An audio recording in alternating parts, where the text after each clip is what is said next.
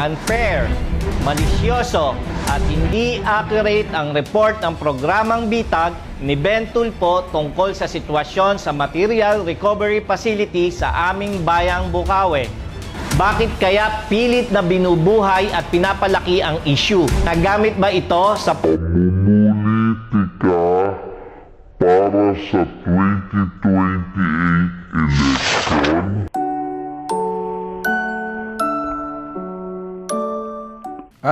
Tapos na ba? Joy Marquez, makinig ka. Siguraduhin mo lahat na sinasabi mo galing sa iyo, hindi mo binabasa. Wala kang karapatan kasi hindi ka hinalal ng taong bayan. Kaya lang, inere mo, you call my attention, my challenge accepted, get me your mayor, darating at darating kami. Bibigyan namin kayo ng pagkakataon, pero ipapakita namin sa inyo kung anong malaman ninyo. Sasabihin namin kung paano nag-umpisa, paano nagtapos. Kung mabaho sa umpisa at ginawa nyo mabango sa bandang dulo, yun din nalalabasin. Hindi namin pwedeng gawin mabaho kayo dyan sa Bukawi, gagawin namin mabango kayo. Ang mga potres nyo. Ngayon, kung nilinis yung basura nyo, di mabango na kayo, that's the story. Makinig ka, Joy Marquez. Hinahamon kita, wala kang karapatan magsalita para sa mayor mo. Nasa menro ka lang, sa ilalim ka. Dahil gusto mo, punta ako riyan, magpakita ka, hindi ako nagbibiro, sigurado ka, magpakita ka sa akin. Kasi pag nakita mo ako, naku, Diyos Mario, titires kayo. Hindi ako nagbibiro. Akala mo siguro madali mag-social media. Mag-iingat ka. Mag-iingat ka sa ginagawa mo. Baka kulang ka pa sa mga batas patungkol dyan sa sinasabing cyber libel. Alamin mo kung anong ibig sabihin ng cyber libel tsaka motibo at paggamit mo niyan. Ginagamit namin ang ating social media, digital platform para mapagsilbihan ng malawak na populasyon ng bansang Pilipinas. Hindi lang sa Bukawi. Ikaw, kulangot ka lang dyan sa Bukawi. Bakit ka nagsasalita para sa mayor mo? Sinong nagbigay sa'yo para kang utot? Hinahamon kita, magpakita ka, umupo ka sa gilid ng mayor mo para doon, makakatikim ka sa akin. Ng mga salita na hindi mo pa nakikita. Akala mo siguro madali na ako hahamunin mo. Humanda ka sa Lunes. Pupunta kami. Kung nandiyan ang mayor mo. Kung wala, magtago ka sa palda ng misis mo kung gusto mo.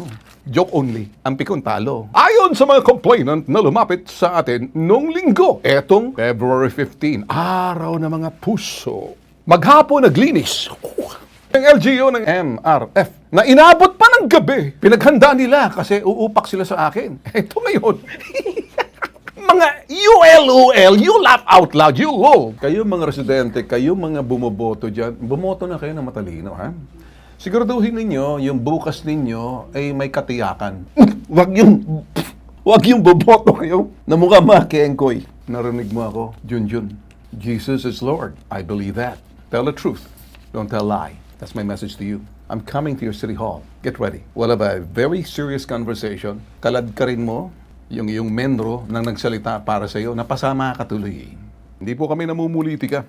Trabaho po namin mamuna. Meron pong mga pagkakataong ang mga opisyalis talaga natin pagtatakpan ng mga bossing kahit pa sila magsinungaling. Nagpapasalamat po yung mga tao kasi hindi sila makalapit kay Mayor. Kaya dito po sila sa Bitag lumalapit. Sabi, ilais lang po nating ipaalala kay Mayor Villanueva, Republic Act 7160, tungkulin po ng mga alkalde, panatilihin ang kalinisan, ang sanitasyon at kaayusan sa kanyang bayan. Republic Act 9003, Ecological Solid Waste Management Act, mayors again ang itinatakdang frontliners. Lahat po ng mayor, merong kapangyarihan, yung tinatawag na the abatement of nuisance. Patigilin yung mga ganyang nagbibigay ng hindi makatwirang pagkainis, pagkasulasok at discomfort. At sa iyo, Joy Marquez, you start singing, Joy to the world! Bitag is coming. And then sa iyo naman, Mayor Junjun Villanueva, seriously, I'd like to formally express my intent to come to your office and do the interview and hear from you soon.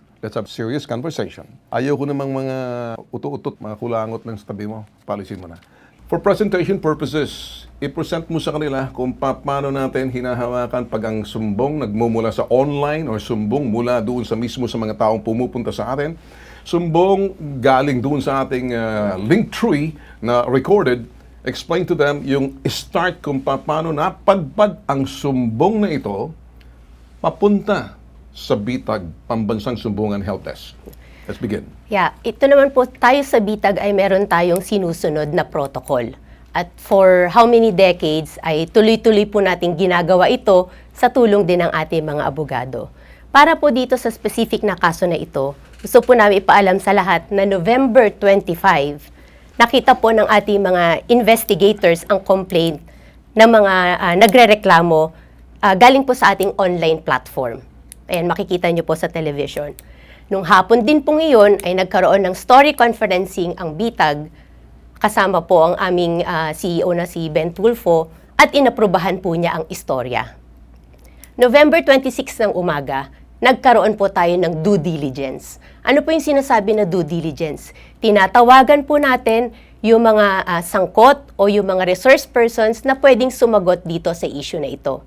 Unfortunately, November 26 ng umaga, gamit yung mga number na nakita ng ating investigator sa Google, hindi po sumasagot yung mga teleponong iyon. Nagre-ring pero walang sumasagot.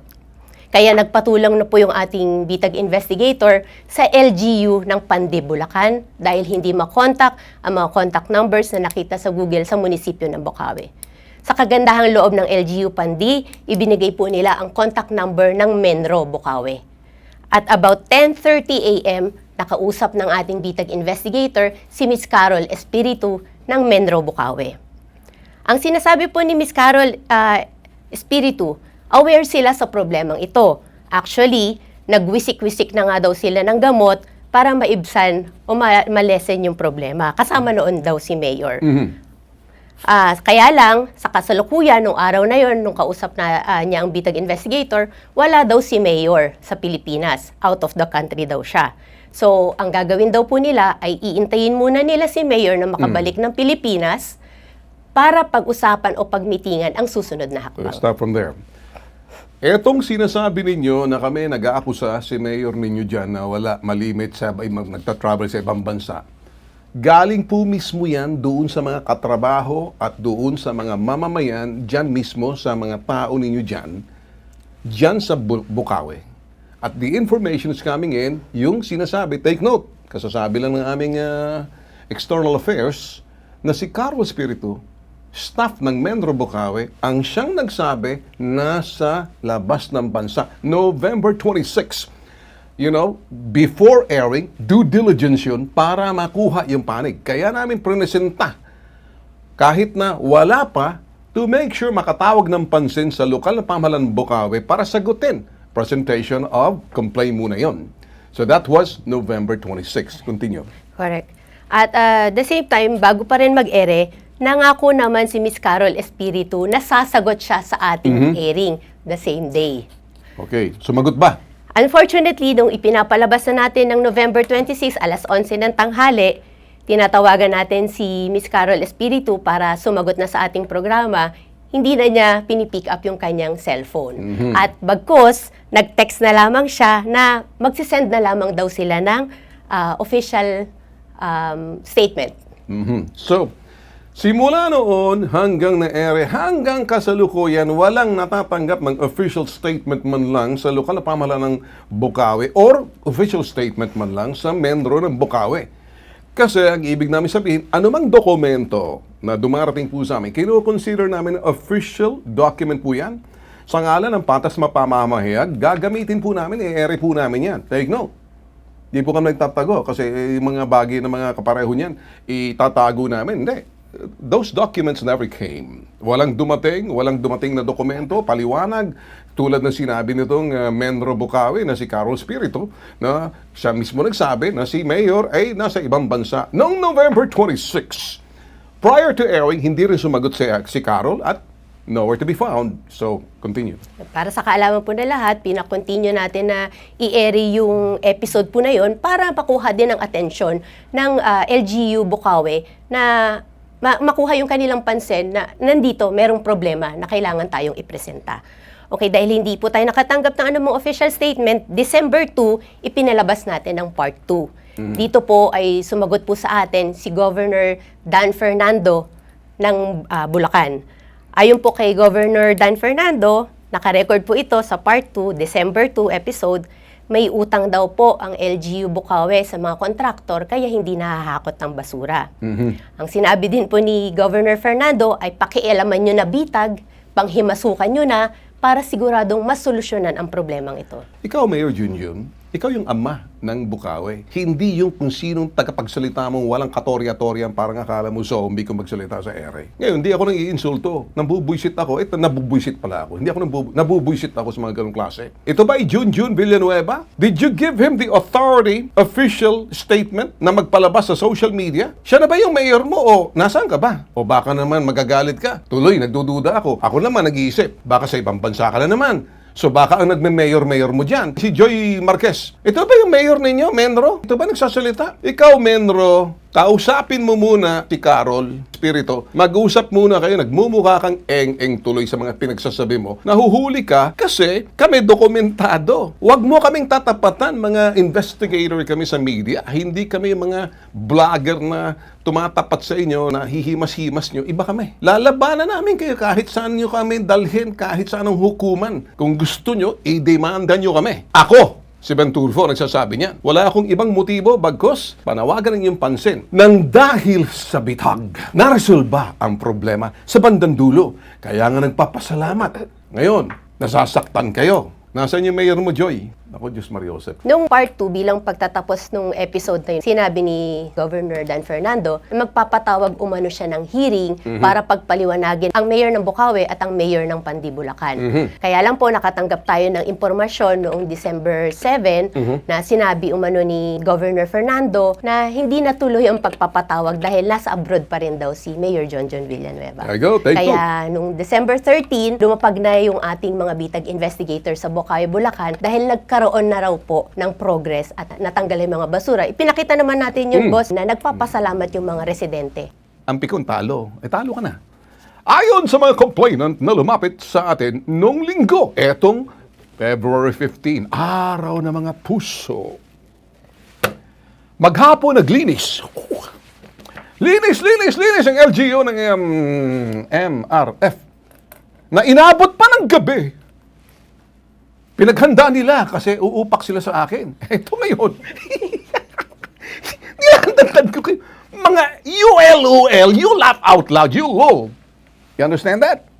So ngayon, para sa atin, babalikan natin po ang ating, yung aming pong, ito'y external affairs namin, pagdating namin sa External Affairs Bureau, pagpanlabas na to sa mga public service. Alright, take it away, Char.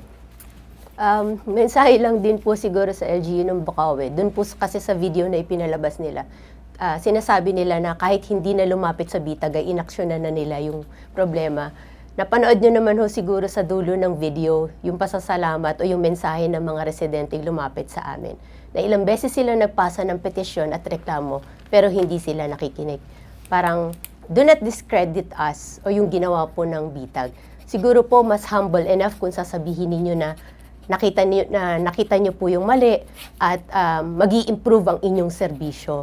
Kumbaga, magtulungan na lang po sana tayo, kami sa media, sa 4th Estate, at kayo po sa LGU na mapagserbisyohan ang mga residente po ninyo na bumoto po sa inyo.